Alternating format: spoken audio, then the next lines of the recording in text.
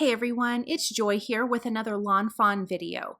Today I have a fun Halloween card for you using the brand new Fangtastic Friends, Giant Trick or Treat, and the Birch Tree Stencils.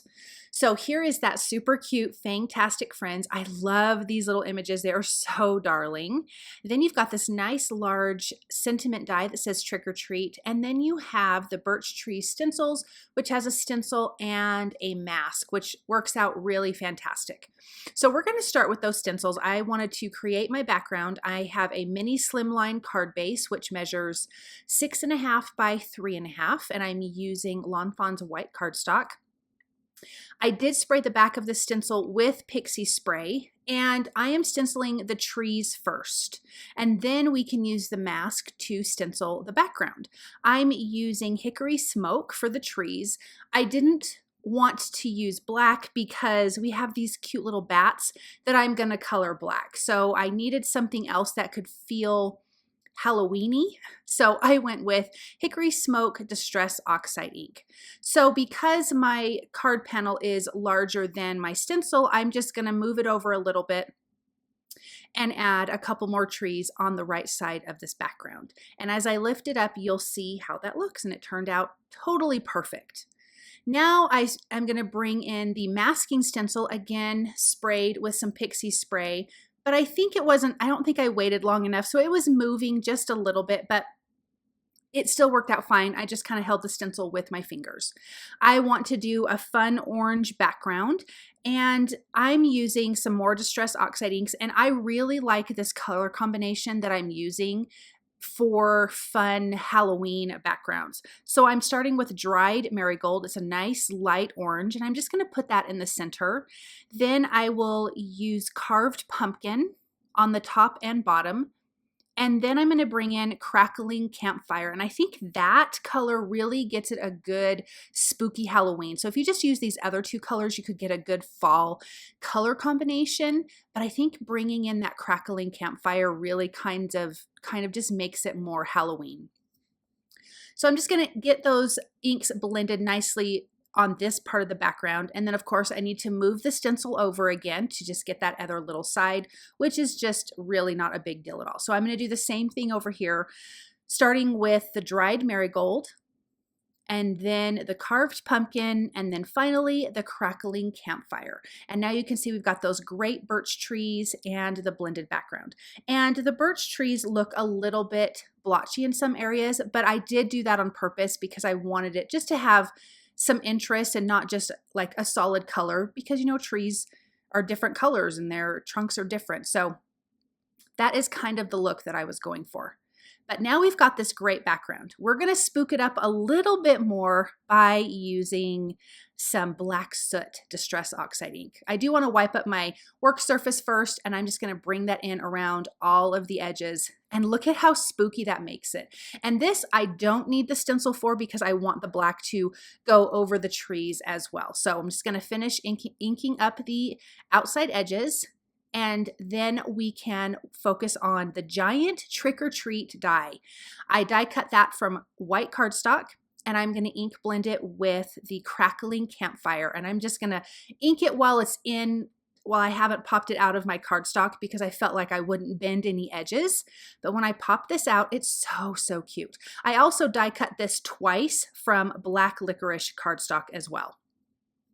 Okay, now we've got our cute little images here, these cute little bats, and I just think they are so darling. I love them, their little faces and their cute little bodies. So this is from the Fangtastic Friends stamp set, and I do have the coordinating dies. I want to make them black, obviously, so I'm going to be using C4, 6, and 8. And I do bring in a little bit of C10 in the Copic markers. And I'm going to color all of the bats the same, so I won't show all of the coloring. I'll just show you the bats, the spider, and the tree limb.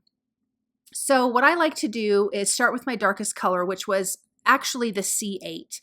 I don't want to do a ton of C10 because it is just straight black, and you're going to lose a lot of your faces on your images. You're not going to be able to have like lighter areas and darker areas. So I really reserved this C10 for just a couple little areas that I wanted really, really dark. And look at how cute they are. I love their ears. They remind me of French bulldog ears, and I have 4 French bulldogs and they have got the cutest little ears. So I think that's why I'm so in love with these bats. Okay, for this tree, I wanted it to be gray, but I'm using some tea colors, T3, 5, and I think 7. And because I wanted it to blend in with the background, since I used that hickory smoke gray for the birch trees on the background. And then I just brought in some greens for a little bit of the leaves there. And I'm just going to add a little bit of some detail with that darker marker to add some like bark looking areas on that branch. Then of course we have our cute spider, and I'm going to color him the same C8, 6, and 4. I will not use any C10 on him, but I think he's so cute hanging from that web. And I have a really cute spot that I'm going to put him, so you definitely want to hang around and see where I put that little spider. A little bit of pink for the ears, and then a little bit of C1 at the bottom of that. I used my white gel pen for their cute little fangs, so they'll really, really stand out. I am going to use the coordinating dies to die cut these out, so I'm just using some low tack tape to tape those into place, and then I can run this through my die cut machine, and I have all of my images die cut, and we can get this card put together. Now, like I said, I die cut that trick or treat sentiment, and I'm sorry I didn't record me gluing it together, but I did it twice from black licorice cardstock. I glued those 2 pieces together, and then I added it a little bit askew behind the orange trick or treat, and so you can see there's a little bit of that black shadow behind it, which totally makes it pop off the background.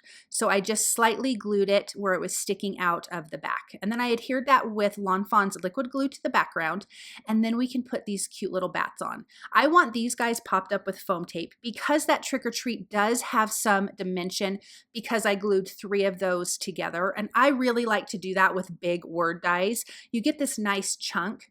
And in this case, we added the black cardstock behind it, which also helps making it pop off the background. So we've got the tree limb there with the 2 little bats hanging. We've got one of these bats flying over the trick or treat. And then this is where we're going to put that spider. I want him hanging down over the sentiment. I think that is so, so cute. I will trim the excess that's hanging off the edge of the card panel because this is a 3.5 by 6.5, and so it will fit on a white mini slimline card base. I'm using a black glaze pen for some of the eyes on the cute critters, and then of course I have my white gel pen that's going to add some details. So I'm going to add a little highlights to the bats, but I also decided to add some highlights to the trick or treat word, and I'm so glad I did because it really also helps this pop off the background. And I love big dies like this, and I think it's fun when you can add little extra details to it. It makes all the difference. Okay, this card is completely finished. It's so simple, so cute. I love how this turned out, and I really love those Fangtastic Friends stamp set and that giant trick or treat die. Thank you guys so very much for stopping by and watching. I hope that you feel inspired, and I hope you have a wonderful day. Bye.